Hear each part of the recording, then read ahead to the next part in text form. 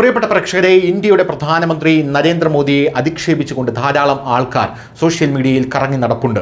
പക്ഷേ പ്രധാനമന്ത്രിയെ വളരെ രൂക്ഷമായി അധിക്ഷേപിച്ച, വളരെ ഹീനമായി പ്രധാനമന്ത്രിയുടെ അമ്മയെപ്പോലും ലൈംഗിക അധിക്ഷേപം നടത്തിയ ഒരു ട്രാൻസ്ജെൻഡർ വിഭാഗത്തിലുള്ള വ്യക്തി എന്ന് പറയപ്പെടുന്ന ജാൻ മണി ആസാം സ്വദേശിയാണ്.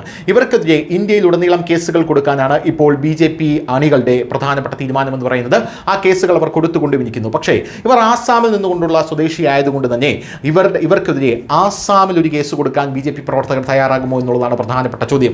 ഒരൊറ്റ കേസ് ആസാമിൽ കൊടുത്താൽ മാത്രം മതിയാകും. ആസാം ഭരിക്കുന്നത് ആരാണ്? ആസാം ഭരിക്കുന്നത് ഹിമന്ത ബിശ്വ ശർമ്മയാണ്. അതായത് ഇത്തരത്തിലുള്ള കാര്യങ്ങളൊന്നും വച്ചു പൊറിപ്പിക്കാത്ത ഒരു മുഖ്യമന്ത്രിയാണ് ആസാം ഭരിച്ചുകൊണ്ടിരിക്കുന്നത്.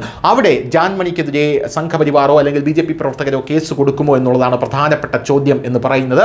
നമുക്കറിയാം, പ്രധാനമന്ത്രി നരേന്ദ്രമോദി 1950 ജനിച്ചു. പക്ഷേ പ്രധാനമന്ത്രി നരേന്ദ്രമോദിയുടെ അച്ഛൻ 1947 മരിച്ചുപോയി. പിന്നെ എങ്ങനെയാണ് പ്രധാനമന്ത്രിയെ അദ്ദേഹത്തിൻ്റെ അമ്മ ഗർഭം ധരിച്ചത് എന്നാണ് ജാൻ മണി വളരെ മോശമായ രീതിയിൽ, മ്ലേച്ഛമായ ഭാഷയിൽ അദ്ദേഹത്തെ ലൈംഗിക അധിക്ഷേപം നടത്തിക്കൊണ്ട്, അദ്ദേഹത്തിൻ്റെ അമ്മയെ ലൈംഗിക അധിക്ഷേപം നടത്തിക്കൊണ്ട് രംഗത്തെത്തിയത്.